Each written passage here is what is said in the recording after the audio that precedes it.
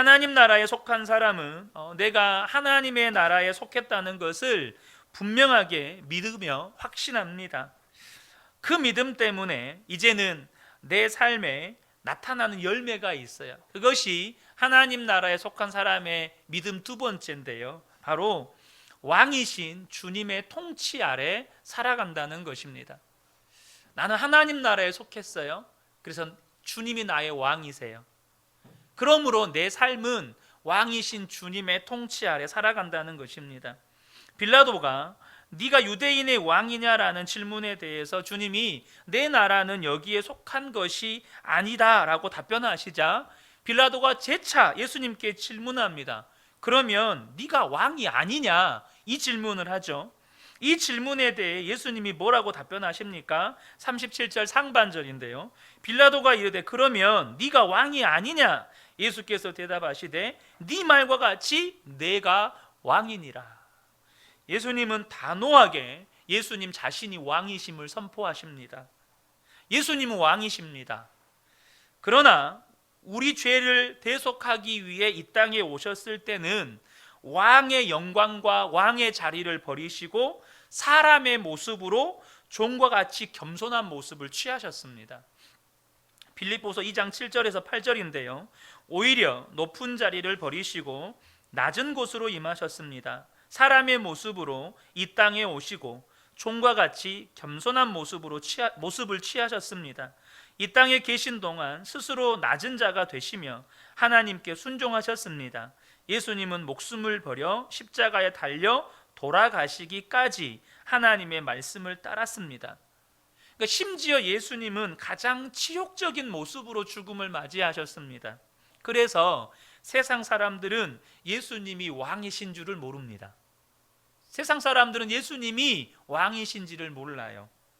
그러나 예수님께서 십자가에서 죽기까지 복종하심으로 인해 하나님은 예수님을 온 우주의 왕으로 다시 높이셨습니다. 빌립보서 2장 9절에서 11절입니다. 그러므로 하나님은 예수님을 최고로 높은 자리에 올리시고 모든 이름 위에 뛰어난 이름이 되게 하셨습니다. 하늘과 땅 위, 땅 아래에 있는 모든 만물이 예수 그리스도 앞에 무릎을 꿇고 예수 그리스도는 주님이심을 선포하며 하나님 아버지께 영광을 돌릴 것입니다. 예수님께서 십자가에 죽기까지 복종하심으로 말미암아 하나님 아버지께서 예수님을 다시 만왕의 왕의 자리에 올리셨습니다. 여러분, 이 사실을 예수님을 믿는 사람들은 알게 됩니다. 이 말은 영적인 눈이 뜨였다는 말입니다. 그래서 예수님을 믿는 사람들은 예수님을 왕으로 모시고 사는 거예요. 왜요? 나는 하나님 나라의 백성이고 예수님은 그 하나님 나라의 왕이시니까. 바로 왕 대신 주님의 통치 아래 살아간다는 것입니다. 자, 그러면 왕 대신 주님의 통치 아래 살아간다는 것이 구체적으로 어떻게 살아가는 것인지 두 가지를 함께 나누기를 원합니다. 첫 번째는 뭐냐 하면 이 세상의 성공이 아니고 이 세상의 야망과 꿈이 아니고 하나님이 주신 꿈과 비전을 쫓아 살아간다는 것입니다. 하늘의 꿈과 비전을 쫓는 삶을 산다는 것이에요. 예수님을 왕으로 모시고 사는 사람은 분명하게 알게 되는 것이 있어요. 분명하게 깨달아지는 것이 있습니다. 히브리서 11장 3절입니다. 믿음으로 모든 세계가 하나님의 말씀으로 지어진 줄을 우리가 아나니 보이는 것은 나타난 것으로 말미암아 된 것이 아니니라. 우리가 보는 모든 세계가 하나님의 말씀으로 지어졌다는 것을 알아요. 보이지 않는 것에 의해서 이 땅이 우리가 보는 모든 세계가 만들어졌다는 것을 이제 깨닫게 되고 알게 됩니다. 그래서 그때부터 이것을 알게 된 성도들은 눈에 보이는 것, 사람의 눈에 보이는 것에 주목하지 않고 눈에 보이지 않는 것을 주목하고 살아갑니다. 고린도후서 4장 18절입니다. 우리가 주목하는 것은 보이는 것이 아니요 보이지 않는 것이니 보이는 것은 잠깐이요 보이지 않는 것은 영원함이라. 여러분, 예수님을 믿는 사람은요, 정말로 내가 예수님을 믿는 것이 분명하면 그때부터 보이지 않는 하늘의 꿈과 비전을 쫓아 살아가기 시작합니다. 하나님이 주신 꿈과 비전을 쫓아 살아가요. 이 세상에서의 성공, 이 세상에서의 잘 먹고 잘 사는 것을 쫓아가지 않아요. 눈에 보이는 성공을 위해 쫓아가지 않고 영원한 하나님 나라의 영광을 위해 쫓아가는 거예요. 하나님은 아브라함을 부르시죠. 이 아브라함은 갈대아 우르에서 남부로 올 것 없이 풍족하고 부유하게 살고 있었습니다. 그러던 어느 날 하나님이 그에게 나타나셔서 하나님이 지시한 땅으로 가라고 말씀하셨어요. 아브라함은 어디로 가야 할지 알지 못했지만 하나님의 말씀을 따라서 미지의 땅 가나안으로 들어갑니다. 근데 막상 가나안 땅에 들어가 보니까 기근이 있는 거예요. 그래서 애굽으로 내려가죠. 근데 애굽에서 무슨 일을 겪습니까? 아내 사라로 말미암아 곤란을 겪을 것 같으니까 아내 사라를 누이라고 속여서 그 일로 바로의 궁에 사라가 들어가게 됩니다. 그러자 하나님께서 바로의 집에 재앙을 내리시죠. 그 일로 이 아브람과 또 사라가 다시 애굽에서 많은 보물들을 얻고 나오게 됩니다. 그런데 거기서 이제 문제 하나가 발생을 하죠. 뭐냐면 이 아브람의 목자들과 롯의 목자들이 그들이 소유한 가축이 많다 보니까 이 제한된 땅에서 그들의 가축을 다 먹이기가 부족한 거예요. 그러니까 서로 싸우기 시작합니다. 그때 아브라함이 조카 롯에게 제안을 하죠. 이제 우리가 갈라서는 게 좋겠다. 네가 먼저 선택해라. 네가 좌하면 내가 우하고 네가 이곳에 있으면 내가 저곳으로 가고 이렇게 먼저 선택권을 주어요. 그때 여러분 롯이 무엇을 선택하죠? 롯은요 아브라함이 갈대아 우르를 출발해서 현재에 이르기까지 하나님께서 아브라함에게 행하신 모든 일들을 함께 경험했습니다. 그도 하나님을 알고 하나님께서 어떻게 역사하셨는지도 알아요. 그런데도 롯은 세상에서 평안과 안정, 세상에서의 성공을 쫓습니다. 창세기 13장 10절에 이에 롯이 눈을 들어 요단 지역을 바라본즉 소알까지 온 땅에 물이 넉넉하니 여호와께서 소돔과 고모라를 멸하시기 전이었으므로 여호와의 동산 같고 애굽 땅과 같았더라. 그러니까 롯은 무엇을 선택하냐면 살기 좋은 땅, 살기 편안한 땅, 에덴 동산 같고 애굽 땅과 같이 자신의 가축들과 가족들이 충분히 먹고 살 수 있는 그런 땅을 선택합니다. 반면에 아브라함은요 가나안 땅에 거주합니다. 13장 12절에 보면 아브라함은 가나안 땅에 거주했다라고 성경은 기록합니다. 여러분 아브라함과 롯의 목동들이 다툼을 일었을 때가 이 베델이라고 하는 지역에 있었거든요. 이 베델은 가나안 땅에서도 남부 지역입니다. 그러니까 이 가나안 땅의 남부 지역은 거의 광야입니다. 거의 광야 지역이에요. 물이 풍족하지 않습니다. 풀이 풍족하지 않아요. 그러니까 굉장히 척박한 땅입니다. 그러니까 여러분 롯의 선택만 보아도 알지 않습니까? 이곳에 머물러 있다간 다 굶어 죽게 생긴 거예요. 그러니까 롯은 소알 땅으로 물이 풍성하고 먹기 풍족한 땅으로 가는 거예요. 근데 아브라함은 그 가나안 땅에 머물러 있습니다. 왜일까요? 그 가나안 땅은 하나님의 약속이 있는 땅이기 때문이었습니다. 하나님이 주신 꿈과 비전이 있는 땅이었기 때문이에요. 창세기 13장 14절에서 17절입니다. 롯이 아브라함을 떠난 후에 여호와께서 아브라함에게 이르시되 너는 눈을 들어 너 있는 곳에서 북쪽과 남쪽 그리고 동쪽과 서쪽을 바라보라. 보이는 땅을 내가 너와 내 자손에게 주리니 영원히 이르리라. 내가 내 자손이 땅에 티끌 같게 하리니 사람이 땅의 티끌을 능히 셀 수 있을진데 내 자손도 세리라. 너는 일어나 그 땅을 종과 행으로 두루 다녀보라. 내가 그것을 내게 주리라. 가나안 땅이 풍족해서 가나안 땅이 먹고 살기 좋아서 그 땅에 머물러 있었던 게 아닙니다.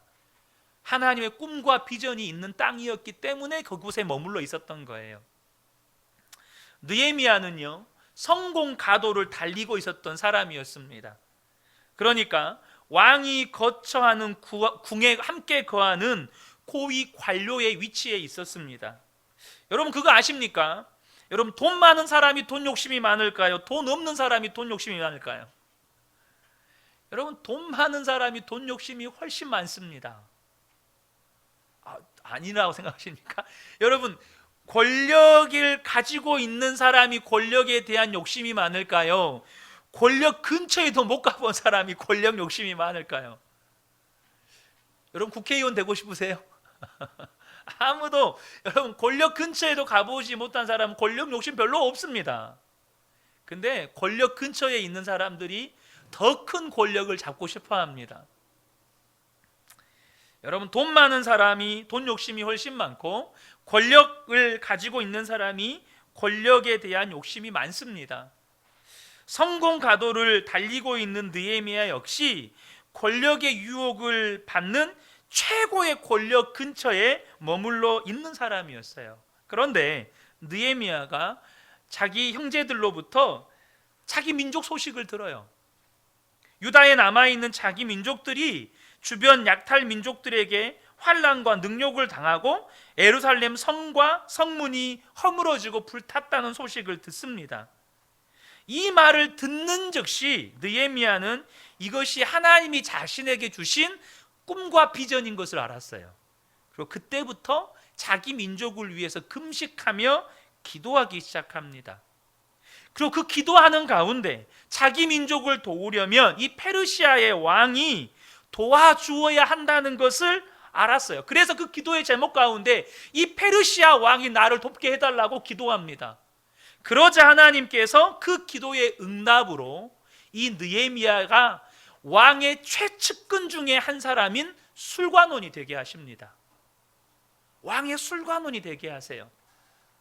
여러분 왕의 술관원이 되었다 이 말은 오늘날로 이야기하면 대통령 비서실장급이 되었다 이런 의미입니다. 그러면 여러분 모든 사람이 부러워할 권력의 거의 최정점의 위치에 올라 있었습니다.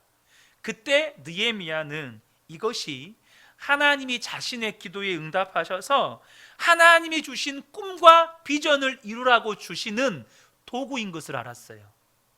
자신의 최고의 권력의 정점에 있는 그것을 자신의 평안과 안녕을 위해 사용하지 않고 하나님이 주신 꿈과 비전을 이루는 도구로 사용합니다. 그래서 여러분 왕 앞에서는요 얼굴 낯빛이 항상 밝아야 돼요. 근심 걱정 어린 낯빛을 하면 안 됩니다. 근심 걱정 어린 낯빛을 하고 있는 그 느헤미야를 볼 때 이 페르시아의 왕이 묻습니다. 너 무슨 근심이 있느냐? 느헤미야가 하나님이 주신 기회임을 알고 자신의 고민을 왕에게 아뢰입니다. 이 모든 과정 가운데 하나님께서 느헤미야를 통해서 역사들을 이루어 가시죠.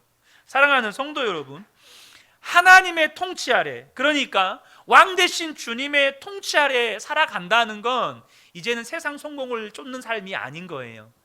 하나님이 나에게 주신 하나님의 꿈과 비전을 쫓는 삶을 살아가는 것입니다. 자, 두 번째입니다. 두 번째는 뭐냐면 이 땅의 방식이 아니고 하늘의 방식으로 살아간다는 것입니다.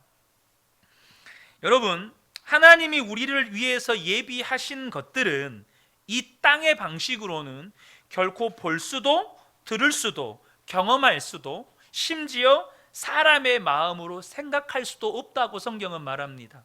고린도전서 2장 9절입니다. 기록된 바 하나님이 자기를 사랑하는 자들을 위하여 예비하는 모든 것은 눈으로 보지 못하고 귀로 듣지 못하고 사람의 마음으로 생각하지도 못하였다 함과 같으니라. 그러니까 하나님의 역사, 하나님이 우리를 위해서 예비하신 은혜와 그 놀라운 뜻과 계획들은 이 땅의 방식으로는 볼 수도 없고 들을 수도 없고 만질 수도 없고 경험할 수도 없고 생각조차 할 수 없다는 거예요. 그런데요, 저와 여러분이 예수님을 믿게 될 때 우리가 또 하나 알게 되어지는 은혜 가운데 하나가 뭐냐 하면 하나님의 방법과 사람의 방법이 다르다는 것을 알게 해주십니다. 여러분 동의하십니까? 하나님의 방법과 사람의 방법이 달라요. 이사야 55장 8절에서 9절 말씀입니다.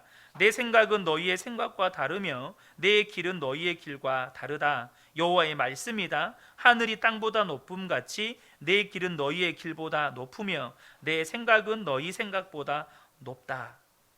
그래서요, 하나님 나라에 속한 사람은 이 세상의 방식으로 살지 않고 하나님 나라의 방식으로 살아요. 왜요? 하나님께서 우리를 위해 예비하신 은혜와 역사들이 이 세상 방식으로는 절대 취할 수도 없고 경험할 수 없는 것들이니까. 하나님 나라의 방식이 뭐죠? 그것은 믿음입니다. 하나님 나라의 방식은 믿음이에요. 히브리서 11장은 우리가 흔히 믿음장이라고 하는 별칭이 붙어 있죠. 그곳에 하나님 나라에 속한 사람들의 삶이 소개되는데 그들의 삶의 원리, 그들의 삶의 방식을 한마디의 단어로 표현해 놓습니다. 그게 뭐냐면 믿음으로라는 단어입니다. 이 히브리서 11장에만 믿음으로라는 단어가 20번 나옵니다. 하나님 나라에 속한 사람들의 삶의 방식은 믿음으로예요. 무엇을 말하든지 믿음으로, 무엇을 생각하든지 믿음으로, 무엇을 결정하든지 믿음으로, 무엇을 선택하든지 믿음으로, 무엇을 행동하든지 믿음으로. 그것이 하나님 나라에 속한 사람들의 삶의 방식이에요. 우리는 이번 주 새벽에 시편 89편을 함께 나누면서 여러분 그 믿음에 대한 이야기를 잠깐 했는데요. 그 믿음은 어떤 믿음일까요? 하나님이 약속하신 것을 반드시 지키신다는 것을 믿는 거예요. 그래서 우리가 시편 89편을 나눌 때 말씀을 붙잡고 기도하는 것이 중요하다고 말씀을 나눴었죠. 여러분 다니엘은 10대의 나이에 바벨론의 포로로 끌려가서 왕궁에서 갈대아, 그러니까 이 바벨론의 학문과 언어를 배웠습니다. 이 바벨론에 의해서 정복당해서 포로로 끌려가서 왕국에 설 만한 모든 소년들은 갈대아 학문과 언어를 배웠어요. 그리고 거기에 더해서 왕의 음식과 포도주를 먹게 했습니다. 이것이 그곳의 교육 방침이었어요. 왕의 음식과 포도주를 먹인다는 것은 좋은 것을 먹여서 때깔 좋게 만들어야겠다라는 의미보다 더 깊은 의미가 있습니다. 그런데 다니엘은 갈대아의 학문도 배우고 언어도 배웠지만 한 가지를 따르지 않았어요. 그게 뭐냐면 왕의 음식과 포도주는 거부했습니다. 여러분 왜 다니엘이 갈대아의 학문도 배웠고 갈대아의 언어도 배웠는데 왜 왕이 먹었던 음식과 포도주는 안 먹었을까요? 다니엘 1장 8절입니다. 다니엘은 뜻을 정하여 왕의 음식과 그가 마시는 포도주로 자기를 더럽히지 아니하리라 하고 자기를 더럽히지 아니하도록 관관장에게 구했다라고 성경은 기록합니다. 다니엘은요, 왕의 음식과 왕이 마시는 포도주가 자기를 더럽히기 때문에 이것을 거부했다고 이야기합니다. 여러분, 음식과 포도주가 어떻게 사람을 더럽게 합니까? 예수님이 말씀하셨어요. 사람의 입으로 들어가는 것은 사람을 더럽게 할 수 없대요. 그렇죠? 우리가 먹는 것은 사람을 더럽게 하지 않아요. 오히려 입에서 나오는 것이 사람을 더럽게 하지. 근데 왜 다니엘은 왕의 음식과 포도주가 자신을 더럽힌다고 여겼을까요? 그것은 왕의 음식과 포도주가 불결하기 때문이 아니라 그 왕의 음식과 포도주를 먹는 것이 그들의 신앙을 의미하는 것이었기 때문이에요. 무슨 신앙이에요? 이 왕의 음식과 포도주는 왕이 섬기는 신에게 바쳐진 다음에 먹는 음식과 포도주였어요. 그래서 그들은 이 신에게 바쳐진 음식을 먹음으로 인해서 신이 나에게 힘을 주어서 바벨론의 느부갓네살 왕처럼 나를 성공시켜주고 나를 위대한 사람으로 만들어 줄 것이라는 그 믿음을 가지고 이 음식을 먹고 이 포도주를 마셨어요. 너희도 느부갓네살처럼 왕을 성공하려면 이렇게 왕이 섬기는 신에게 바쳐지는 음식을 먹고 포도주를 마셔서 그 신으로부터 능력을 공급받고 힘을 공급받아야 된다. 이것을 가르쳐주고 있는 거예요. 여러분, 이 시대에 우리가 그러한 신앙 교육을 배우고 있다는 거 아십니까? 여러분, 이 시대에요, 우리 자녀들이 직장 생활하고 사회생활하면 어떻게 해요? 윗사람한테 잘 보여야 네가 성공한다. 윗사람한테 잘 보이면서 네 신앙을 적절하게 타협할 줄 알아야 네가 세상에서 성공할 수 있다. 여러분, 이거 가르쳐요. 이거 세상에서 배웁니다. 모양만 다르지 똑같은 신앙을 이런 세상에서 배우고 있어요. 그래서 다니엘은요, 그것을 거부했습니다. 왜요? 다니엘은요, 이 바벨론의 신이 나의 생사화복을 주관하는 게 아니고 오직 나의 하나님이 나의 생사화복을 주관하시고 나를 심판하신다. 다니엘은 이걸 믿었어요. 그래서 믿음으로 그 왕의 음식과 포도주를 거부합니다. 이때 다니엘의 나이가 10대거든요. 그럼 여러분, 10대는 얼마나 우리가 세상 물정 모르잖아요. 또 진짜 겁이 없지 않습니까? 요새 10대들 무섭습니다. 여러분, 제가 고등학교 때만 해도요, 10대 아이들이 혹시 길거리에서 담배 피운다 그러면 저희 담임선생님이 지나갈 때 고등학생 아이가 길거리에서 담배 피우면 그 자리에서 불러다가 뺨을 걷어 올렸습니다. 그런 시대였어요. 지금 10대 아이들이 모여서 담배 피우면요, 조용히 지나가야 됩니다. 가서 여러분, 그 말하면 맞아 죽을지 몰라요. 여러분, 10대 아이들이 무섭습니다. 그래서 우리가 이 다니엘의 10대의 이 모습은 10대에 세상 물정 모르는 치기로, 그런 10대의 치기로 그럴 수 있죠. 그런데 이러한 다니엘의 하늘의 방식, 이 땅의 방식이 아니라 하늘의 방식을 따라 살았던 그의 삶은 여러분, 그의 노년 때에 더욱더 분명하게 드러납니다. 다리오 왕 때인데요, 이 다리오 왕 때 다니엘은 이미 노년의 나이예요. 대략 추정하기를 80세 이상 되었을 거라고 추정을 합니다. 다니엘은 수십 년을 바벨론과, 이 다리오는 메대의 왕이니까요, 왕조가 바뀌어서 메대로 바뀌었습니다. 수십 년 동안 총리로 살아왔어요. 그런데 권력의 눈이 멀어서 다니엘을 시기하고 질투한 다른 고관들이 왕을 꿰어서 말도 되지 않는 한 달짜리 기한의 법령을 만듭니다.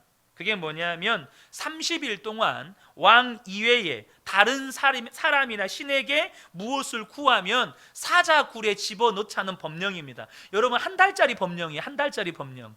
한 달짜리 법이 어디 있대요? 이런 말도 안 되는 법을 만들었어요. 근데 그때 다니엘의 반응을 보죠. 다니엘 6장 10절입니다. 다니엘이 이 조서에 왕의 도장이 찍힌 것을 알고도 자기 집에 들어가서는 윗방에 올라가 예루살렘으로 향한 창문을 열고 전에 하던 대로 하루 3번씩 무릎 꿇고 기도하며 그의 하나님께 감사하였더라.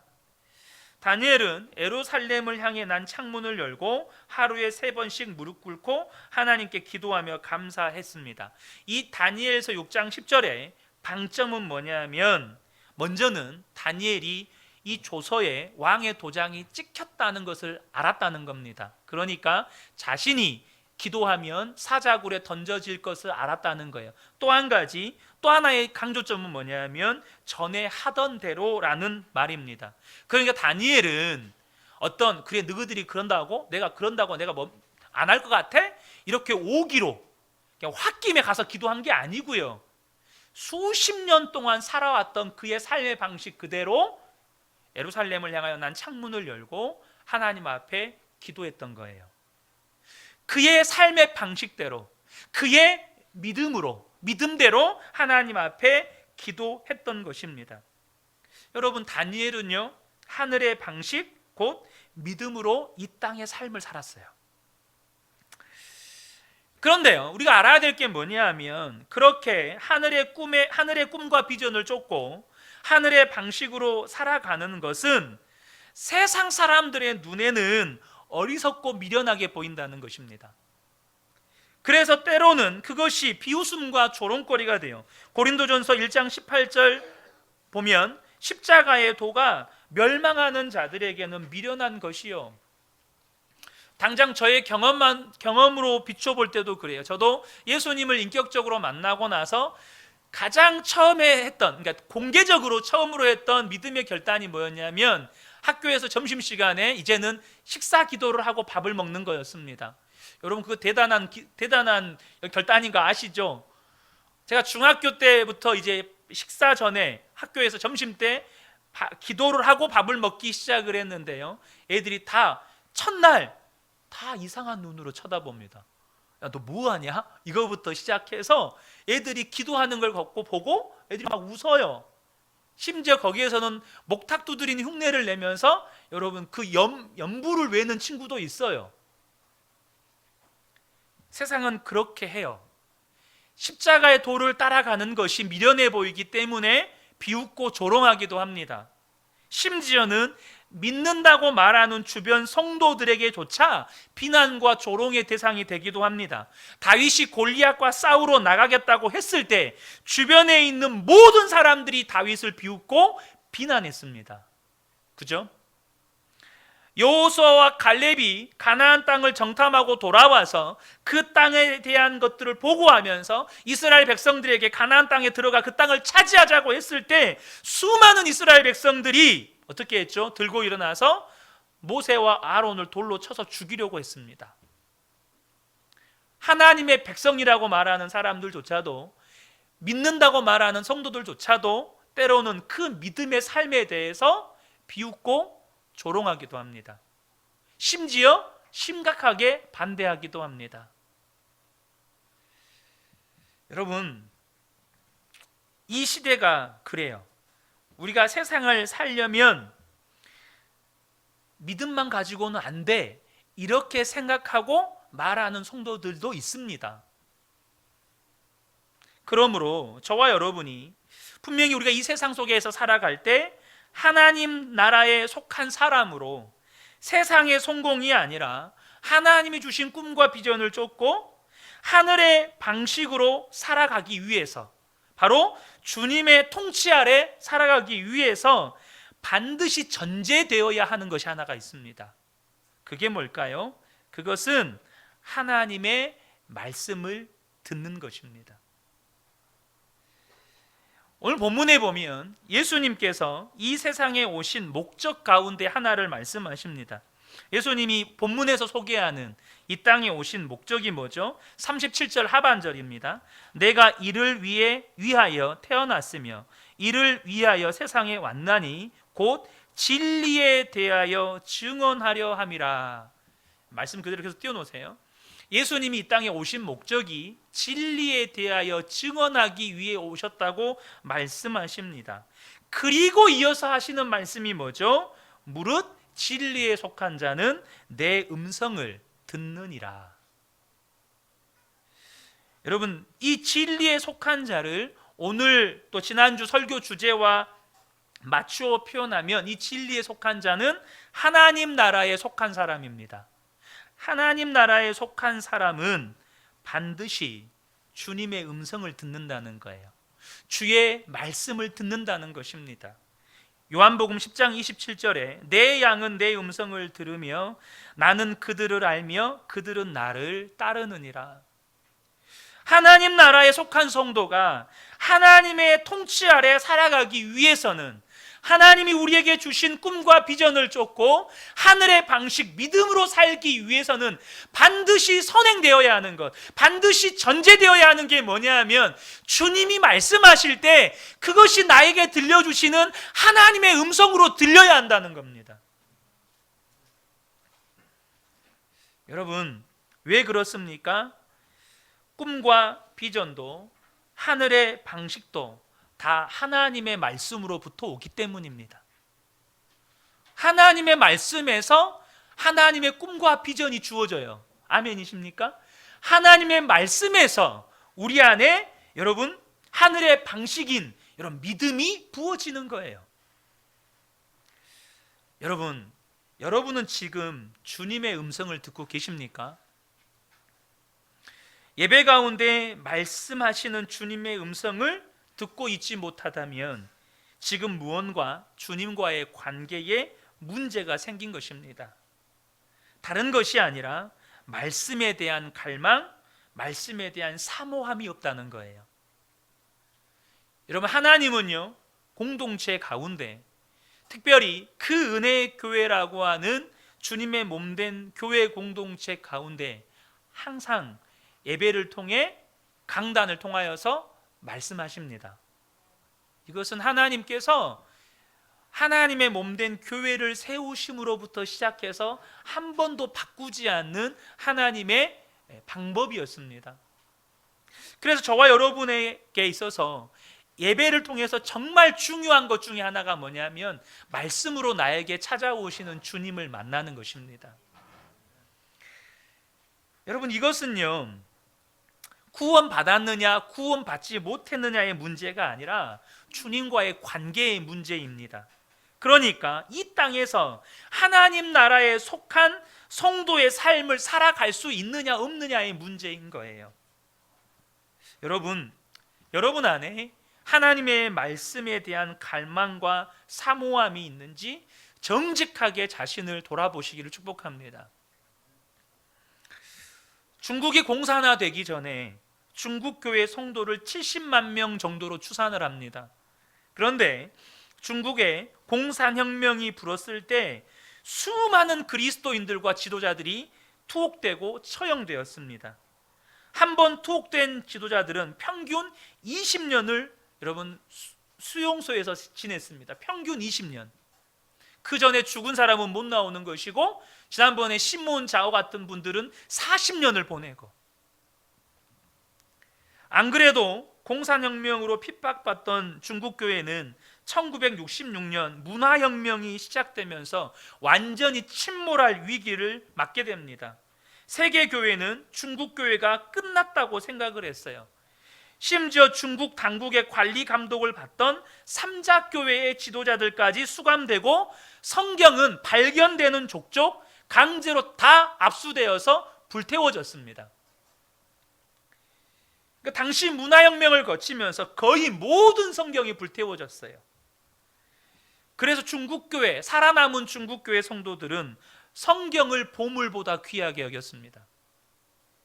50리 내에 성경이 하나밖에 없었는데 그 성경도 불타다 남은 것을 겨우 건진 것이라 로마서 12장부터 요한계시록 11장까지가 다였습니다. 복음서는 없어요. 사도행전도 없어요. 로마서 12장부터 요한계시록 11장까지만 있어요. 당시에는 자전거 한 대가 오늘날의 자동차 한 대로 여겨지던 시절이었는데, 성경을 소유한 성도는 자전거 한 대와도 성경을 바꾸지 않았습니다. 빌릴 수도 없었어요. 그래서 성경을 읽거나 공부하려면 그 사람에게 매주 2-3번씩 찾아가서 베껴올 수밖에 없었습니다. 그렇게 2-3번씩 찾아가서 베껴가지고 수개월을 거쳐서 성경 한 권이 만들어지는 겁니다. 그리고 그 베껴온 성경을 처음으로 맞이하는 날, 중국 지하교회 성도들이 20-30명, 30-40명 이렇게 모여서 작은 규모로 예배드리던 때 아닙니까? 그렇게 모여서 예배할 때 성경을 처음 대하는 사람들이 그 성경을 한 사람씩 돌려가면서 그 성경을 만져봅니다. 얼굴에 대보기도 하고 손으로 비벼보기도 하고, 그 30-40명에게 성경을 다 돌려봅니다. 그러면 그 성경을 30-40명 다 돌려보면 성경의 표지가 다 젖어서 표지가 다 지워져 있습니다. 뭐 때문일까요? 하나님의 말씀을 성경적으로 처음 대하는 감격 때문에 성경을 얼굴로 대할 때마다 성도들이 다 우는 거예요. 다 우는 거예요. 그들이 성경을 그렇게 사랑했습니다. 그것이 과거에 혹은 1950년대, 60년대, 70년대 중국교회의 모습이 아니라 지금도 그 중국교회 성도들 안에 이 신앙이 그대로 계승되어 있는 모습들을 보게 됩니다. 중국은 여전히 기독교 핍박 국가죠. 공식적으로 교회를 인정하지 않습니다. 여전히 수많은 성도들이 소수로 가정교회, 지하교회 형태로 예배를 드립니다. 데이빗 플랜 목사님이 중국 지하교회를 방문해서 성경을 가르친 적이 있었어요. 그런데 이 중국 지하교회 성도들이 이 성경 배우기 위해서 며칠을 걸어오거나 자전거를 타고 예배당에 꽉꽉 들어차서 성경을 배웁니다. 그들의 관심은 오직 하나님의 말씀을 듣는 것에만 있어요.